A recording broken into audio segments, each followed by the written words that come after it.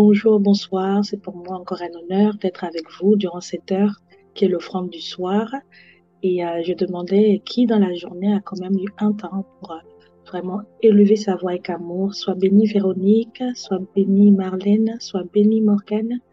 Et c'est vraiment important vraiment d'appliquer ce qu'on entend de la part de Dieu. Parce que c'est en appliquant qu'on voit justement le miracle, c'est en appliquant qu'on voit le résultat de ce qu'on entend. La Bible dit que la foi vient de ce qu'on entend et ce qu'on entend vient de la parole de Dieu. Ce matin à 5h30, vous avez été nombreux à vous connecter pour écouter cette parole. En la mettant en pratique, vous allez voir les résultats au sein de vos familles. En tout cas, que Dieu soit béni. Avant de rentrer vivement dans ce sujet, je veux juste simplement élever ma voix et recommander ces temps entre les mains du Seigneur. Et je dis Amen déjà à la prière de mon mari. Père, je te bénis parce que tu es Dieu. Merci pour ton esprit qui conduit maintenant ce temps de la parole. Merci Père parce que je vais diminuer et te laisser prendre toute la place. Merci Saint-Esprit de faire comme tu as résolu de le faire au travers de moi qui suis ton canal, afin de toucher tous les cœurs présents à cette fin d'après-midi. Que nos cœurs soient vraiment disposés à entendre, à recevoir et à appliquer. Que ton nom soit béni, toi qui règnes dans tous les siècles. Au nom de Jésus. Amen. Dieu est bon. Écris dans le chat, Dieu est bon. Dieu est bon pour ma famille. Dieu est bon pour mes enfants. Dieu est bon pour ma belle-mère. Dieu est bon pour ma grand-mère. Écris pour... En fait, écris pourquoi tu veux voir la bonté de Dieu se manifester. Là, tout de suite, cet après-midi. Dieu est bon pour ma mère. Dieu est bon pour mon père. Dieu est bon pour ma famille. Dieu est bon pour mon fils qui est rebelle. Dieu est bon pour ma fille qui ne m'écoute plus. Dieu est bon. Écrivez ça parce que proclamer la bonté de Dieu va faire effacer toutes sortes d'aigreurs que vous avez ou d'amertume ou même de blessures face à la situation que vous vivez. Si vous avez des relations assez conflictuelles avec votre famille, déclarer la bonté de Dieu va créer le changement. Dieu est bon. Pour toutes les personnes qui nous rejoignent, soyez les bienvenus. Nous avons commencé. Dieu est bon pour ma belle-sœur qui ne m'a jamais appréciée. Elle va t'apprécier à cause de la bonté de Dieu. Laisse-moi te dire, Dieu est bon pour ma fiancée, elle, et il sera toujours bon pour elle. Je vous assure que la bonté de Dieu est inexplicable. Aujourd'hui, la Bible dit chaque matin, il renouvelle sa bonté dans nos vies.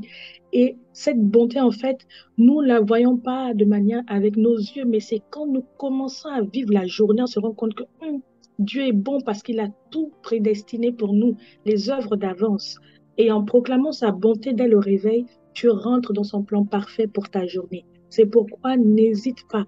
À un moment donné, quand tu te rends compte que avec ta famille ou avec les relations que tu as autour de toi, il y a des conflits, proclame la bonté de Dieu dans cette relation, dans cette relation conflictuelle. Seigneur, tu es bon pour ma mère, tu es bon pour mon père, tu es bon pour mon enfant, tu es bon pour mes responsables, tu es bon pour eux parce qu'ils sont vivants.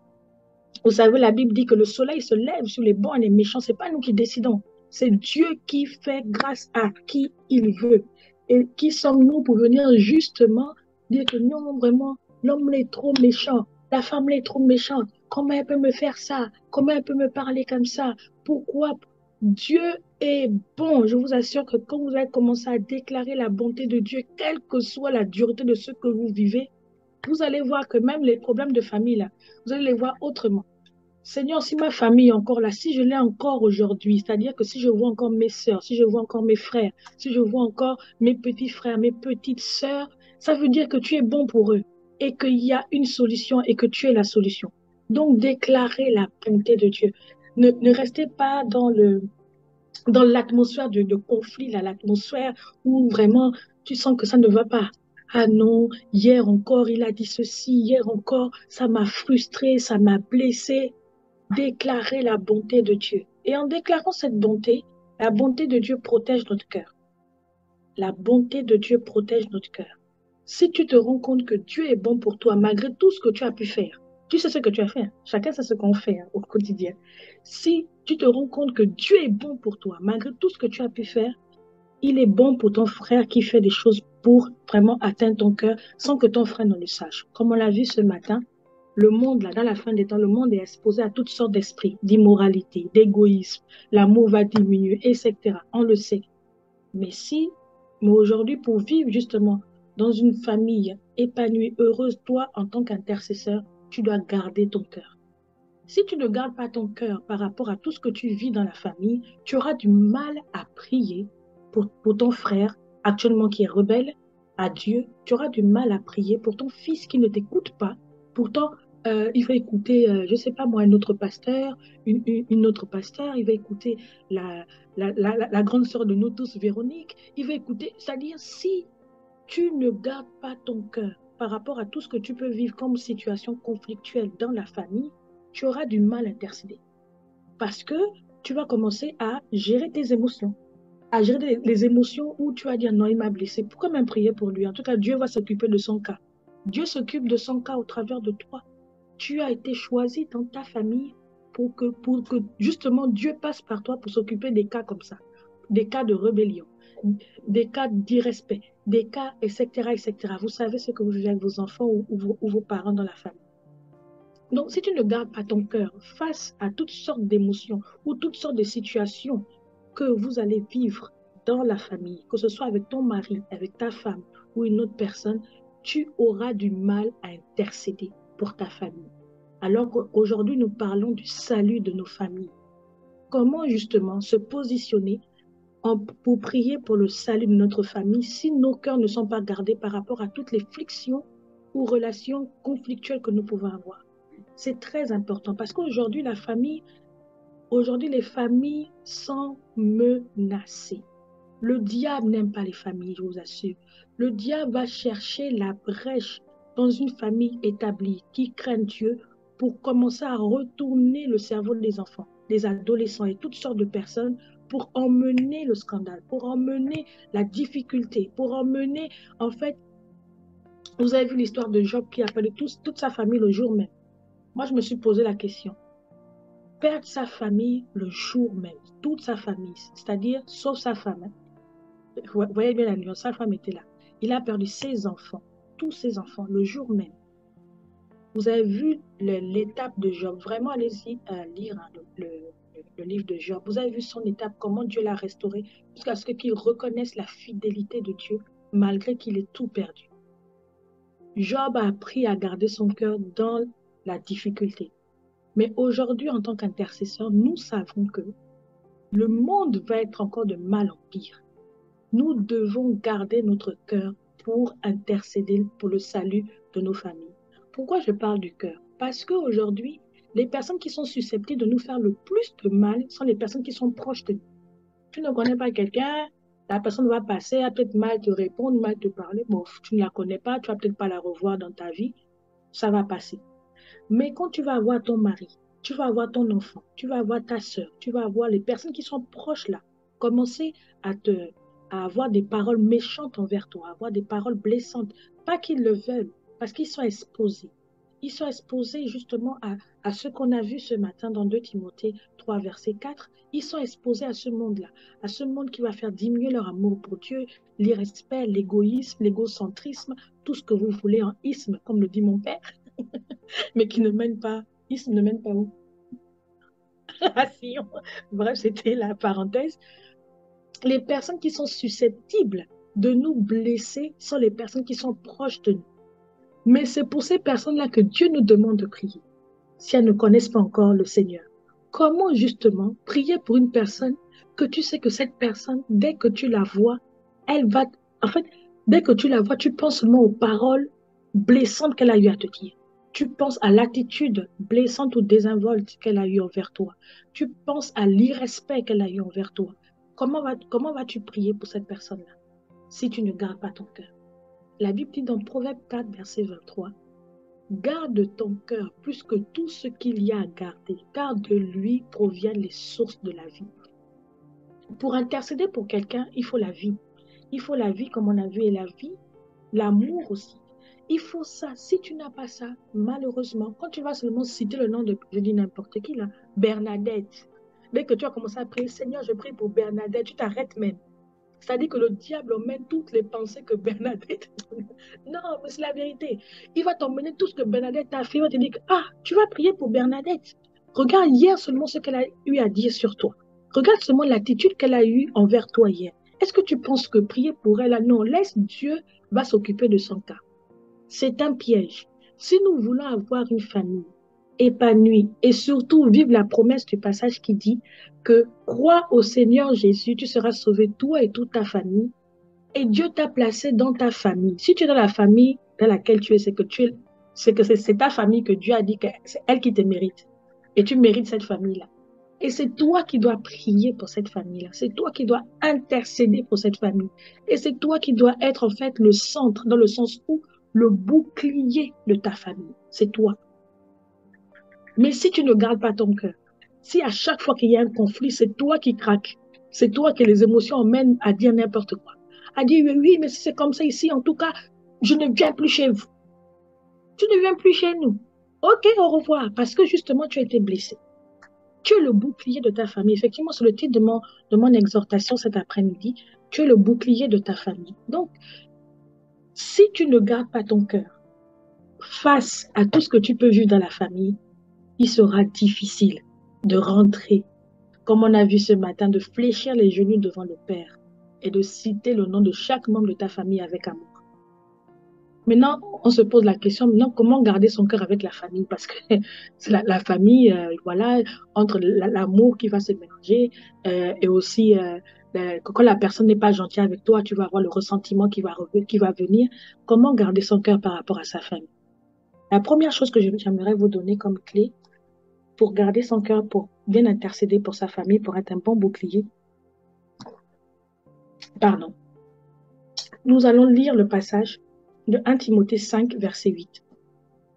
La Bible dit, si quelqu'un n'a pas soin des siens, et principalement de ceux de sa famille, il a renié la foi et il est pire qu'un infidèle. Moi, je me suis souvent demandé, Seigneur, le pire là, c'est-à-dire que tu nous compares, nous qui sommes chrétiens, avec un infidèle. Et tu mets pire, parce que déjà être infidèle, ça veut dire ne pas être chrétien, c'est déjà une situation assez bizarre, enfin, une situation assez difficile à vivre parce qu'on n'a pas la vie de Dieu, donc on est mort spirituellement. Mais on va comparer celui qui est né de nouveau avec une personne qui est morte spirituellement. Et la Bible rajoute pire. Le pire là, c'est parce qu'il y a la condition qui a été dit plus haut. Si quelqu'un n'a pas soin des siens, et principalement de ceux de sa famille, ici la précision est claire, principalement ceux de sa famille. Avoir soin des siens, c'est quoi? C'est-à-dire prendre soin de, comme on a parlé ce matin, de la famille spirituelle. Quel est l'état de ta famille spirituellement? Est-ce que tu connais quels sont les combats que peut vivre ta famille au quotidien? Est-ce que tu sais, par exemple, si tu as ton frère qui est parti faire des études aux États-Unis, est-ce que tu sais comment il vit là-bas? Est-ce que tu sais c'est quoi ses difficultés? Est-ce que tu sais c'est quoi son combat? C'est ça, prendre soin. C'est-à-dire, prendre soin, il y a certaines personnes qui pensent seulement donner l'argent. Ah, prendre soin, je t'envoie 200 euros par mois et c'est bon, tu te débrouilles avec ça et tout. Non, prendre soin, c'est de venir demander comment va la personne, quels sont ses combats, qu'est-ce qu'elle vit au quotidien, comment tu peux l'aider, prier pour elle surtout. C'est-à-dire, quand on prend soin d'une personne, on y met toute son affection, on y met tout son temps. Ça, tu vas aller vers la personne, non pas pour, euh, comment dire, pour juste faire ce que, comment on appelle ça? Fast food là. Allô, oui, bonjour, ça va? Oh non, j'ai pensé à toi. Ok, que Dieu te bénisse, bye. Oh. Tu l'as même pas entendu si elle va bien. Tu l'as pas entendu. Des fois, quand on demande, coucou Véronique, coucou Morgane, comment tu vas? Je vais bien et toi, oui. Tu es sûr que là, quand tu as demandé à ta sœur Morgane comment elle va bien, elle te dit qu'elle va bien, et puis c'est bon pour toi, tu passes. Prendre soin, c'est de s'arrêter un moment, de prendre son téléphone, si tu n'es pas avec tes frères ou tes sœurs dans le même environnement ou autre, d'appeler et de prendre le temps d'écouter, de prendre le temps de poser des questions, de prier avec la personne, de voir comment elle vit, c'est quoi ses combats. C'est de prendre soin d'elle dans la prière, spirituellement et physiquement aussi. Ça se manifeste physiquement. Et en quoi prendre soin de sa famille, garçon, va permettre de garder ton cœur. Mais c'est parce que justement, tu sauras les combats qu'elle vit, tu sauras comment elle parle, ce qu'elle est en train de vivre au quotidien, ce qu'elle est en train de manifester au quotidien. Et comme tu as décidé dans ton cœur, parce que c'est la décision qu'on prend de prendre soin d'elle, tu vas commencer à prier pour elle parce que tu as entendu, parce que tu sais en fait, Quand tu as commencé à discuter avec une personne, une relation naît. Vous savez, c'est pas parce qu'on est frères et sœurs qu'on a une relation, hein. Non. On peut être frères et sœurs, on n'a pas du tout de relation. C'est-à-dire, on se voit, on va rire, mais c'est seulement là hein, qu'on va avoir un repas de famille, on rit, et chacun repart dans sa vie. Il peut ne pas avoir de relation avec ton frère ou ta sœur. C'est quand tu décides justement de créer cette relation-là, tu verras que euh, ton cœur par rapport à elle va être différent. Faites un test simple. Moi, je viens d'une grande famille. On est 11. On est 6 filles, 5 garçons. Et donc, vous imaginez avoir 11 relations avec 11 frères et sœurs. C'est-à-dire que dans mon mois, Sarah, je dois avoir la relation avec chaque membre de ma famille. Et c'est ce que j'ai, hein. On a des relations, c'est particulier. Je n'ai pas la même relation avec une de mes grandes sœurs. J'en ai, combien de grandes sœurs j'ai? J'ai 3 grandes sœurs et j'ai 6 grands frères. Donc, c'est-à-dire, moi, je suis la huitième. Donc, les premiers 9 là, donc j'ai une relation particulière avec eux. Et les 3 autres, j'ai une relation particulière avec eux. Et c'est pour dire que aujourd'hui, si je me retrouve à parler avec lui, le premier, il a quasiment 50 ans, mais ma relation avec lui n'est pas la même relation avec le quatrième de ma mère. Mais quand je commençais à me dire, allô, oui, il y a Franck, bon, Ya, c'est le récipient de Yaya. Donc, nous, chez nous, on n'appelle pas le grand frère par le prénom directement, Franck. Ça ne passe même pas dans ma tête. Donc, c'est là-bas, il y a Franck, le Yaya. Allô, oui, ya Franck, comment tu vas? On va commencer à discuter. Mais c'est pas la même relation que je veux avoir avec un autre de mes grands frères. Par exemple, je l'appelle Ya ma vie. Mais lui aussi, on va commencer à discuter. Après, on peut prier ensemble. C'est-à-dire, aujourd'hui, c'est à nous de décider la relation qu'on a avec notre environnement donc immédiat. La Bible dit, particulièrement de ceux de sa famille, il a renié la foi. Donc, il faut qu'on prenne soin des siens. Prenons soin les uns les autres. C'est la première chose pour garder ton cœur lorsque le conflit va arriver. Parce que lorsque le conflit arrive, tu vas te rappeler de la relation que tu as avec ton frère. Tu vas dire, non, quelque chose s'est passé. Parce que comment on est ensemble là, s'il a commencé à me parler comme il me parle, ou si son attitude a changé vis-à-vis de moi, c'est que quelque chose s'est passé.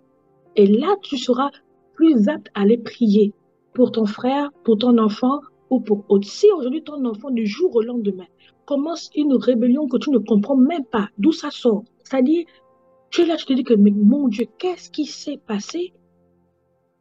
C'est que quelque part, là, elle était exposée ou il était exposé à quelque chose. Et c'est à toi de dire que non. Je connais ma relation avec ma fille. Je connais ma relation avec mon fils. Il n'était pas comme ça. C'est que quelque chose, il était exposé à quelque chose qui ne devrait pas. Et donc, c'est à toi de prier pour lui. La relation garde le cœur vis-à-vis de la personne ou des personnes avec qui nous sommes en relation. Donc, vraiment, prenons soin de nos relations. Prenons soin des siens.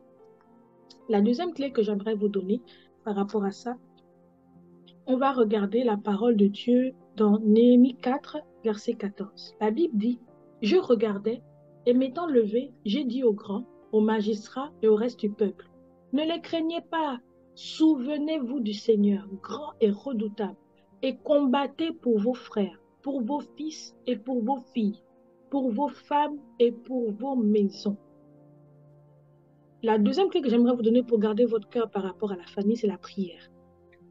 Plus tu prieras pour ta famille, plus tu verras venir l'esprit de division dans la famille. Plus tu verras venir l'esprit de distraction. Plus tu verras venir l'esprit de rébellion. La prière est l'âme redoutable. Une âme tellement redoutable que si on ne sait pas utiliser la prière dans, dans nos relations familiales, il va avoir un grand fossé, il va avoir beaucoup de brèches dans les relations de frères, sœurs, enfants, femmes, mari, etc. Pourquoi? Parce que la prière est le véritable bouclier que toi, tu peux utiliser pour justement prendre soin de ta famille et emmener ta famille au Seigneur. Tant que tu ne vas pas utiliser la prière dans ce sens, la prière d'intercession, pour aller réclamer l'âme d'abord de ta famille, le cœur de ta famille et les âmes de tes frères, de tes sœurs, de tes enfants, tant que tu ne pries pas dans la prière d'intercession pour aller arracher ces âmes-là, il y aura un problème. Tu ne pourras pas être véritablement le bouclier de ta famille. Parce que si tu pries pour ta famille, si tu te positionnes comme étant le bouclier de ta famille, tu verras les flèches arriver. Tu verras les flèches arriver dans la vie de tes enfants. tu verras les flèches arriver dans la vie de ton mari, tu verras les flèches arriver dans la vie de ta femme, tu verras les flèches arriver dans la vie de tes frères et de tes sœurs. Parce que tu sauras que, puisque tu es gardien, être bouclier aussi, c'est comme un gardien. Tu es gardien de ta famille, tu es gardien de l'atmosphère de ta famille spirituelle, de ta famille spirituellement, pardon, c'est différent. Tu verras les flèches arriver. C'est pourquoi, comme on a vu ce matin, sachant que les temps ne vont pas s'améliorer, sachant que la génération Z, que ce soit les adolescents ou les enfants, dès l'âge de 2 ans, 3 ans, ils savent manipuler un smartphone, ils vont partout. Ils sont exposés à tout ce qui peut avoir comme influence sur les réseaux sociaux. Ils sont exposés à l'école dans tout ce que les gens peuvent dire. C'est-à-dire aujourd'hui, les adolescents de 13 ans, 14 ans ils sont tellement plus avancés parce qu'ils ont accès justement à ces plateformes-là. Tu vas voir pareil, c'est tellement, comment dire, si tu ne veilles pas, si tu ne pries pas, si tu n'es pas le bouclier pour voir les flèches arriver et les refaire partir de ta famille, tu auras du mal à voir cette promesse de Dieu s'accomplir. Tu seras sauvé, toi et toute ta famille. Parce que si tu commences à critiquer, ah, mais l'enfant là, il ne m'écoute pas, il est là, il me tient tête, c'est pas possible, moi je sais plus comment faire, ah, c'est quel enfant, c'est sûr que vraiment, en tout cas, en plus, surtout les familles monoparentales, la femme va commencer à mettre la faute là sur le mari. Ah, c'est parce que son père n'est pas là, il nous a abandonnés. Elle va rentrer dans des plaintes au lieu de prier, au lieu d'intercéder, au lieu de se positionner comme un bouclier pour son enfant. Et malheureusement, c'est ce que nous vivons, c'est ce que nous voyons aujourd'hui. Il y a beaucoup de parents qui démissionnent de leur rôle de parents. C'est bien d'être parent, payer l'école, la maison, la nourriture, ça c'est bien, c'est ce qu'il faut faire. Mais c'est encore mieux d'être parent, comment dire, qui prie derrière. C'est-à-dire que tes temps de prière pour ta famille, c'est la responsabilité que Dieu t'a donnée. Parce que lorsque Dieu donne des enfants, lorsque Dieu te donne même des enfants spirituels, c'est ta responsabilité de les voir grandir et de faire qu'ils rendent leur destinée en Christ et de faire qu'ils deviennent chrétiens s'ils ne sont pas encore chrétiens. Dieu t'a placé dans ta famille comme étant la personne qui va intercéder pour le salut de l'âme de ta famille. Donc c'est important aujourd'hui de prendre la prière comme étant le véritable bouclier pour le salut de ta famille. Tant que tu prieras, tu verras que lorsque ton enfant va venir devant toi, va commencer à élever la voix, tu ne rentreras pas dans son jeu. Parce que tu sais que là, il y a un esprit quelque part. Il y a un esprit qui est en train justement d'agiter ton enfant.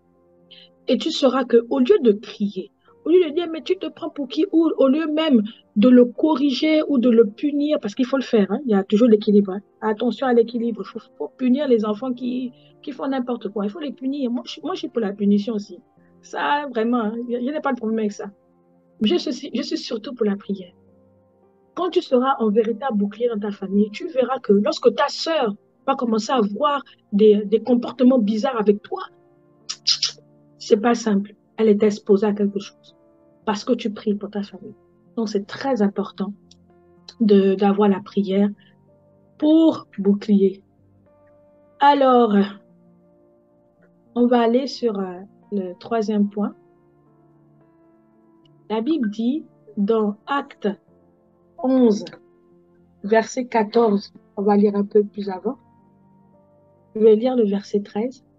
Cet homme nous raconta comment il avait vu dans sa maison l'ange se présentant à lui et disant, envoie à Joppé et fais venir Siméon, surnommé Pierre, et qui te dira des choses par lesquelles tu seras sauvé, toi et toute ta maison. Vous savez, la prière va, comme on a vu ce matin dans Isaïe, va ouvrir la voie à l'instruction de Dieu. Tu vas entendre ce qu'il faut faire pour que toi et ta maison vous soyez sauvés. Je ne sais pas ce que vous vivez actuellement avec vos familles, que ce soit la famille, si vous êtes marié, ou donc la belle famille ou autre, ou la famille naturelle, ou même, voilà, votre famille avec vos enfants. Je ne sais pas si vous élevez seuls vos enfants, je ne sais pas si c'est des familles monoparentales ou pas. Mais laissez-moi vous dire que la prière ouvre l'instruction que tu peux recevoir de Dieu pour justement le salut de toi et de toute ta maison. La Bible dit qu'il a entendu, il a vu l'ange descendre et l'ange lui a donné l'instruction de Dieu pour qu'il soit sauvé, lui et toute sa maison. Je vous assure que, ok, ça fait des années que vous priez, que vous ne voyez rien. Mais il va arriver un jour où lorsque vous allez prier, vous allez entendre clairement une instruction qui va faire que, en même temps, c'est-à-dire à l'instant où l'instruction est entendue de vous, à l'instant où vous allez justement dire Amen à cette instruction et la mettre en pratique, parce que l'ange a dit ce qu'il fallait faire. Il a fait. De mettre ça en pratique à l'instant, dans les jours qui vont suivre, vous n'allez pas comprendre comment justement toute votre maison va commencer à dire que ah, est-ce que tu as une Bible?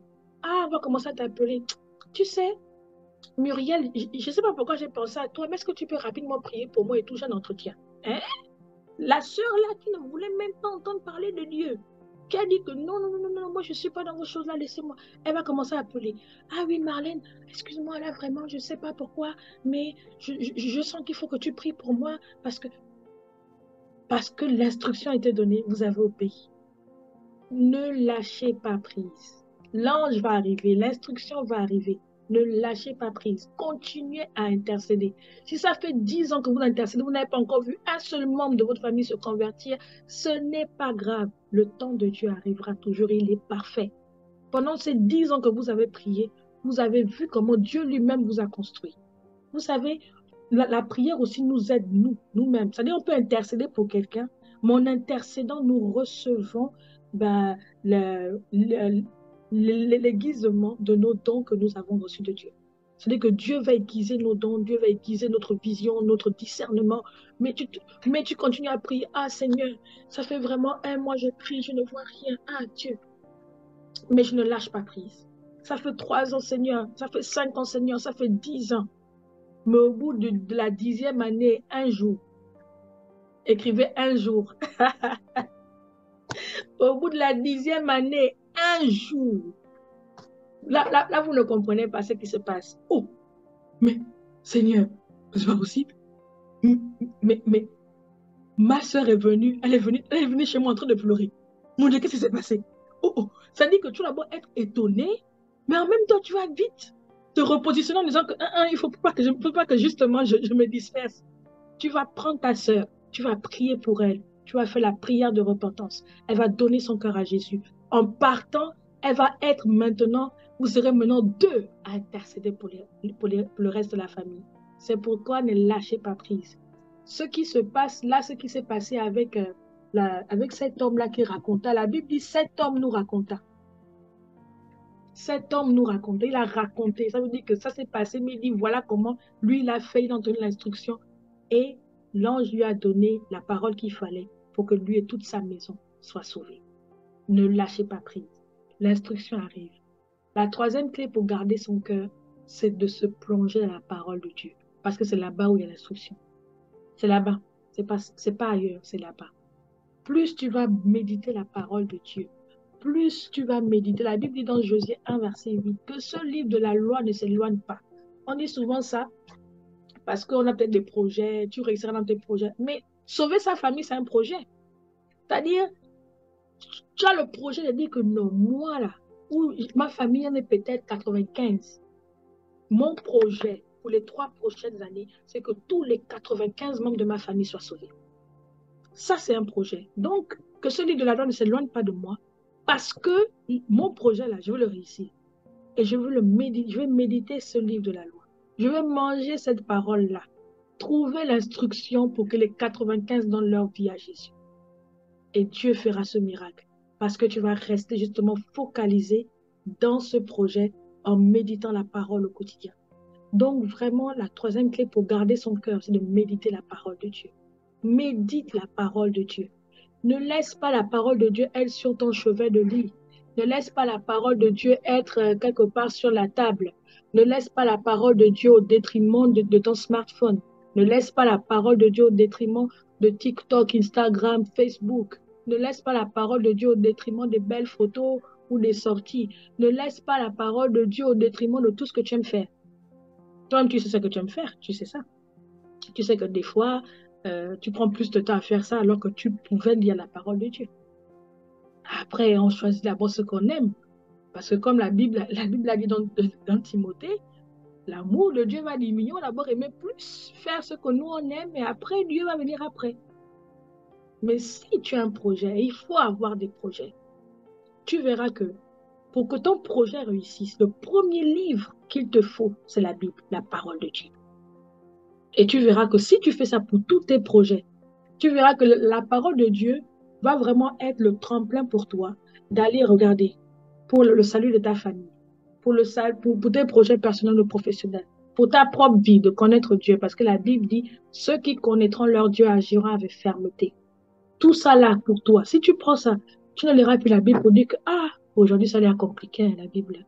Je ne comprends pas. Quand on arrive à Lévitique, c'est même là où on dit que, wow, Seigneur, comment on va faire? Passons par les chroniques, encore là-bas. Non, on dirait que j'ai seulement le Nouveau Testament. C'est-à-dire, tu verras qu'en fonction du projet que tu auras dans ton cœur, Dieu va te diriger dans la parole de Dieu. Et elle sera tellement enrichissante parce que dans ton cœur, il y a des projets. La Bible dit que l'homme forme des projets, mais c'est ceux de l'Éternel qui s'accomplit. Forme des projets, c'est bien. Et laisse Dieu venir justement aiguiser ces projets-là avec sa parole parce que tu te seras plongé dedans. Gagne du temps. Gagne du temps. Non, il faut faire le ménage, Marlène. Je n'ai pas compris. Qu'est-ce que tu as dit? Attends, je vais lire. Euh, je ne laisserai plus la parole de Dieu pour faire le ménage. Ah oui, effectivement. Non, c'est bien de nettoyer. C'est bien aussi de lire la parole. Il y a un temps pour tout. C'est bien. Fais le ménage, mais donne-toi aussi le truc que tu dis, tu es maniaque, là. Sois maniaque avec la parole de Dieu. Ne la laisse pas s'échapper de toi. Donc, quand tu as fini de bien cleaner la maison, là, prends la parole, tu dis, bon, maintenant, je vais aussi cleaner mon cœur avec la parole de Dieu. C'est très important. Donc, on y va un peu vers la fin. Pardon. On était... Alors, Exode 12, verset 3. Parlez à toute l'assemblée d'Israël et dites, le 10e jour de ce mois, on prendra un agneau pour chaque famille, un agneau pour chaque maison. Voici ma dernière clé pour garder son cœur, pour intercéder pour sa famille, pour être le véritable bouclier. Faut faire alliance avec Dieu pour ta famille, pour ton enfant, pour ton mari, pour ta mère, pour ton père, pour tes frères et sœurs. Fais une alliance avec Dieu. La Bible dit pour la famille et la Bible dit aussi pour la maison. Donc la famille, c'est chaque personne que tu vas citer qui sont dans ta famille. Maintenant, pour toute la maison, c'est tout l'ensemble du sacrifice que tu vas apporter à Dieu par rapport à cette alliance-là. Quand on fait une alliance, l'alliance aussi appelle le sacrifice. Quel est le sacrifice que tu vas faire pour justement venir valider l'alliance que tu vas faire avec Dieu pour ta famille? As-tu déjà fait ça? As-tu déjà fait une alliance avec Dieu pour ta famille? Faire alliance avec Dieu pour sa famille, c'est dire quoi? Déjà, Dieu lui-même nous lie notre salut avec notre famille. Ça, en fait, l'alliance est un lien qu'on va faire. Tu vas prendre ta famille, tu vas te prendre, Seigneur, aujourd'hui, je décide de faire alliance avec toi pour ma famille. Que si tu sauves ma famille, parce que c'est le plan parfait de Dieu que ta famille soit sauvée. Voilà ce que je vais faire pour toi. Voilà le sacrifice que j'emmène pour valider cette alliance-là avec toi. Quel que soit Alpha, aucun membre de ma famille ne mourra sans te connaître. Ça, c'est une alliance que tu vas faire avec Dieu. Et pour ça, Seigneur, le sacrifice que je vais faire, c'est que je vais intercéder chaque lundi pendant 2 heures de mon temps. 2 heures, je vais intercéder pour le salut de ma famille. Et je vais citer chaque nom. Ça, c'est une alliance que tu peux faire avec Dieu pour ta famille. Et après, selon ce que Dieu va te mettre à cœur, tu peux déposer une offrande pour ta nièce. Tu as entendu que ta nièce commence à devenir bizarre à la maison, ou voilà, tu dis, Seigneur, vraiment, je dépose cette offrande parce que l'alliance est déjà faite, mais je ne comprends pas. Tu vas déposer pour ton neveu, pour ton enfant, tu déposes une offrande à Dieu pour une prière que tu as fait monter. Seigneur, je sais que mon fils est déjà en alliance avec toi, mais je ne comprends pas ce qui se passe actuellement dans sa vie. Que son âme revienne à toi, Seigneur. Que tout ce qui l'a influencé lâche prise et je dépose cette offrande pour pour vraiment que ma prière monte vers toi avec cette offrande au nom de Jésus. Amen, amen, tu déposes. Dieu aime ça. Dieu aime ça. Tu sais, l'offrande, vous savez, c'est pas seulement pas... C'est vrai, c'est pour Dieu qu'on donne, mais on peut donner l'offrande par rapport à une prière qu'on fait. Que Seigneur, moi, je viens sceller ma prière avec une offrande. C'est ça le sacrifice aussi. Donc, c'est bien de faire l'alliance, mais c'est encore mieux d'avoir aussi un sacrifice qui parlera. Qui parlera. L'offrande va aller parler. C'est-à-dire que tant que la prière ne s'est pas accomplie, l'offrande va continuer à parler. Parce que tu as posé l'offrande. Donc, là, vraiment, la dernière clé, c'était ça que je voulais donner. C'était celle-là.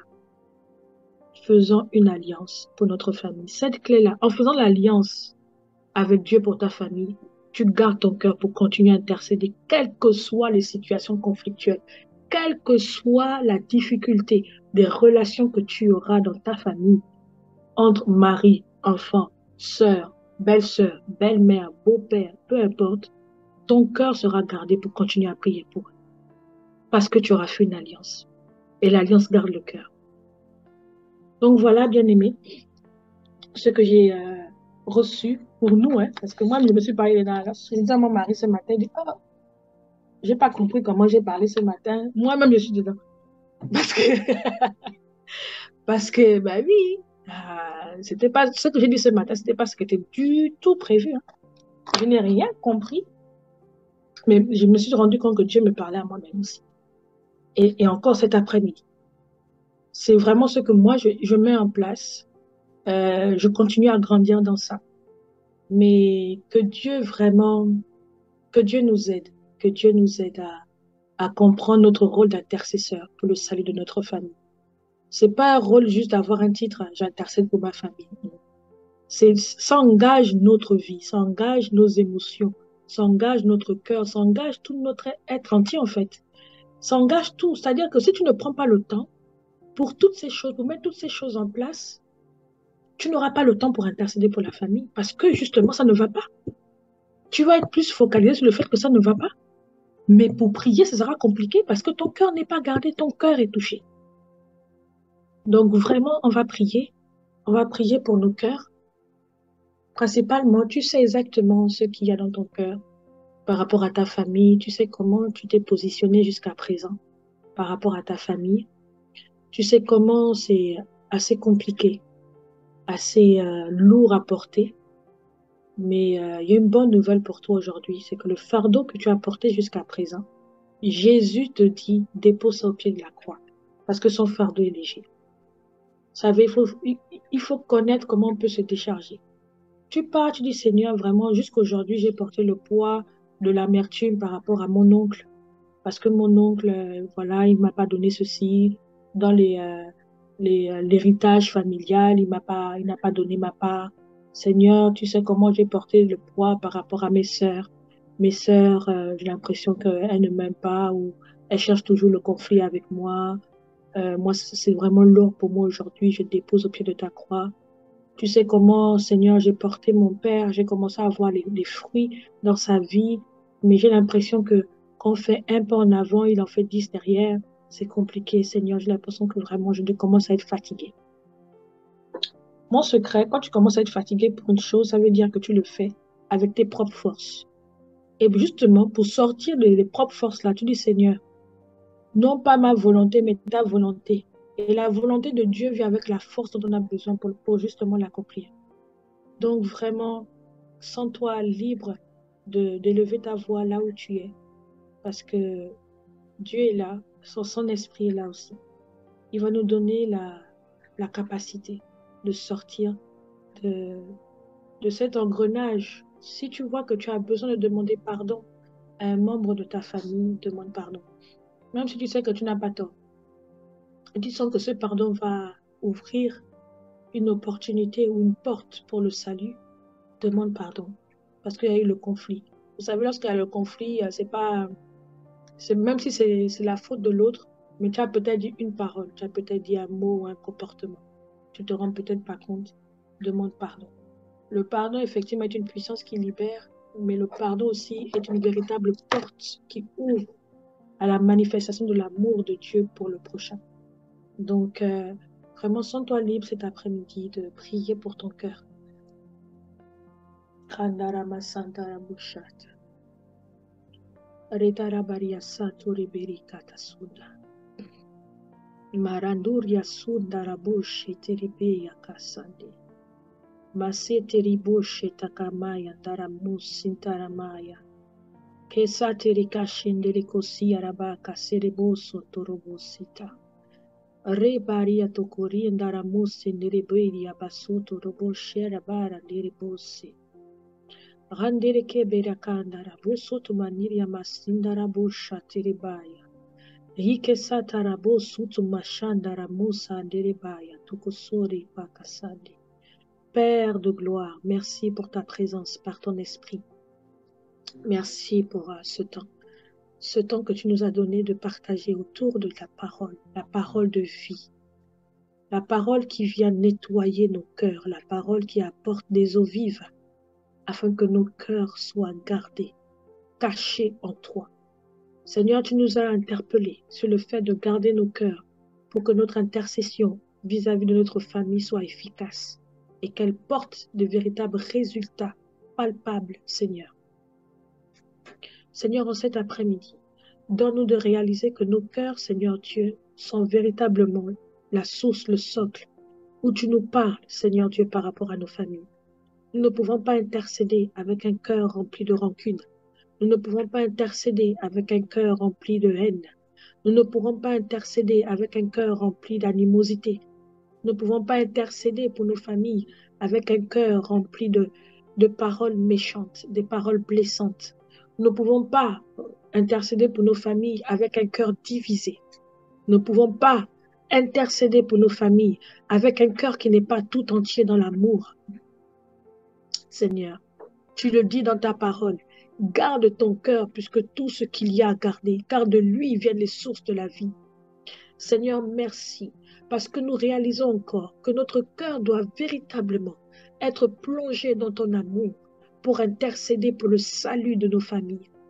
Seigneur, en cet après-midi, quelle que soit la blessure d'un cœur, quelle que soit l'affliction, ou quelles que soient les situations compliquées, Seigneur, je viens exposer chaque cœur cet après-midi devant ta bonté, la bonté de ta parole manifestée par ton Fils Jésus, lorsqu'il est venu sur cette terre, par amour, il a donné sa vie. Il avait un cœur entier plongé dans l'amour pour le salut des peuples et des nations. Seigneur, je prie cet après-midi que l'amour de Dieu soit répandu maintenant dans nos cœurs par le Saint-Esprit, que cet amour vienne triompher du jugement que nous avons pu avoir dans nos familles. Que cet amour vienne triompher de toutes les blessures que nous avons pu avoir dans nos cœurs. Que cet amour vienne triompher de l'esprit de rejet au nom puissant de Jésus. Que cet amour vienne triompher de l'esprit de rejet au nom puissant de Jésus. Que cet amour vienne triompher de tout ce qui a pu mettre de l'amertume dans nos cœurs. Au nom puissant de Jésus, que cet amour vienne triompher de tout ce qui a comme prison dans nos cœurs, au nom de Jésus.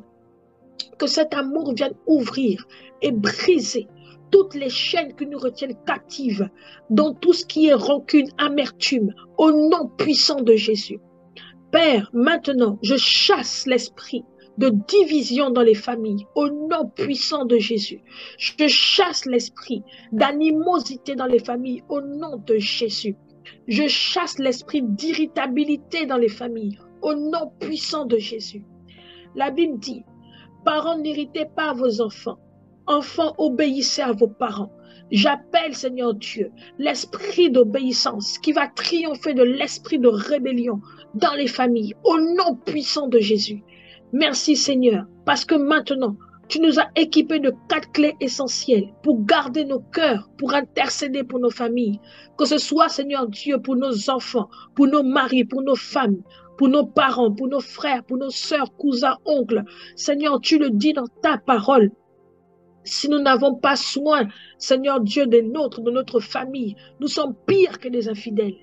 Nous refusons d'avoir, Seigneur Dieu, être pire que des infidèles. Nous décidons, parce que c'est une décision, Seigneur. Nous décidons de prendre soin de nos familles spirituellement, de prendre soin de nos familles dans la prière et que nos cœurs, Seigneur Dieu, soient entiers dans cette décision au nom de Jésus. Alors même que nous prenons cette décision, Seigneur, tu nous as donné, Seigneur Dieu, le bouclier pour garder nos cœurs et garder nos familles, afin que nous puissions voir toutes les flèches enflammées de l'ennemi qui viennent, Seigneur Dieu, contre nos familles, que nous puissions les détecter et les chasser, les briser, Seigneur, les renvoyer d'où elles reviennent, au nom de Jésus, que nous puissions intercéder en citant les noms avec amour de toutes les personnes dans notre famille, au nom de Jésus. Seigneur, alors même que lorsque tes enfants vont prier, lorsqu'ils vont citer un nom, j'interdis au diable de venir rappeler des situations conflictuelles au nom puissant de Jésus. Seigneur, merci, parce que, oh Dieu, tu mets la séparation dans nos pensées, de sorte que de tout ce qui est juste, de tout ce qui mérite l'approbation, que tout ce qui est, Seigneur Dieu, digne de louange, soit l'objet de nos pensées. Seigneur, merci, parce que tu dis dans ta parole, ça ne dépend que de vous. Soyez en paix avec tous. Oui, Seigneur, ça dépend maintenant de toutes les personnes ici présentes parce qu'elles ont décidé d'intercéder pour leur famille. Ça dépend d'elles, Seigneur Dieu. Alors, s'il faut aller demander pardon à son enfant, s'il faut aller demander pardon à son mari, s'il faut aller demander pardon à sa mère, à son père, à son oncle ou à tous les membres de la famille, Seigneur, que cela se fasse avec vérité. Merci pour ta vérité qui vient maintenant s'établir dans nos cœurs. La Bible dit que la vérité nous a franchis. Merci pour la vérité qui est Christ maintenant, qui s'établit dans notre cœur. Notre cœur ne peut pas avoir Christ et l'animosité. Notre cœur ne peut pas avoir Christ et la rancune et la haine. Seigneur Dieu, nous refusons cet état. Au nom de Jésus, merci maintenant pour l'équilibre spirituel qui s'établit dans nos vies par rapport à nos cœurs, par rapport à notre mandat d'intercesseur pour nos familles. Sois béni, toi qui règnes dans tous les siècles. Sois béni, toi qui nous donnes d'avancer, de comprendre, Seigneur, de notre mandat en tant qu'intercesseur. Merci pour cette plateforme des 500 intercesseurs. Merci pour, Seigneur Dieu, pour ce que tu vas faire et ce que tu as commencé à faire au travers de cette plateforme. Merci d'attirer de par les nations toute personne qui recevra ce fardeau, de se connecter à cette plateforme et de prier, prier, d'intercéder pour les familles, pour le salut des âmes, des peuples et des nations. Béni sois-tu, Seigneur, pour ce temps, alors même que nous sommes en train de finir. Seigneur, je prie que la bénédiction qui ne se fait suivre d'aucun chagrin soit sur chaque famille, que la famille retrouve son harmonie, que la famille retrouve l'amour, la paix, la joie, que des éclats de rire encore se fassent entendre dans les familles. Seigneur Dieu, merci, parce que les manifestations d'amour, de douceur, va se réaliser maintenant dans les familles. Bénis chaque famille, Seigneur, que ta grâce repose sur chaque famille, que ta protection repose sur chaque famille. Seigneur Dieu, bénis chaque famille, bénis chaque parent, bénis chaque père, Seigneur Dieu, que tous les pères qui ont démissionné reviennent, Père éternel. Attire les cœurs des pères à revenir dans les familles au nom de Jésus. Seigneur, bénis chaque père qui sont des repères pour les enfants et pour les épouses. Seigneur, bénis, oh Dieu, chaque enfant, quel que soit ce à quoi ils ont été exposés comme esprit de rébellion ou autre. Seigneur, au nom puissant de Jésus, tu ramènes le cœur des fils vers les pères. Seigneur, au nom de Jésus-Christ de Nazareth. Seigneur, merci. Merci pour ce jour qui était dédié aux familles. Je crois que quelque chose se passe. Je crois et je le confesse, Seigneur Dieu. Je vois des familles restaurées. Je vois des familles relevées. J'entends des éclats de rire entre les époux, entre les mères et les fils, entre les mères et les filles, entre les pères et les fils, entre les pères et les filles. Des éclats de rire, des manifestations d'amour. Seigneur Dieu, une atmosphère de joie que nous avons tellement hâte de rentrer parce que dans la maison, il y a l'atmosphère de joie, il y a l'atmosphère de paix, il y a l'atmosphère d'amour. Seigneur, merci de donner à chaque parent la sagesse pour éduquer les enfants. Merci de donner à chaque enfant la sagesse pour être obéissant à leurs parents. Que ton nom soit béni parce que tu aimes chaque famille et chaque famille tire son nom de toi. Alors Seigneur, que toute fondation de chaque famille soit maintenant, Seigneur Dieu, en Christ. et que cette fondation soit solide, que quelles que soient les tempêtes, Seigneur Dieu, ces familles tiendront jusqu'à la fin. Que ton nom soit béni. Merci pour le canal que j'ai été. Reçois toute la gloire, Père, au nom de Jésus. Amen.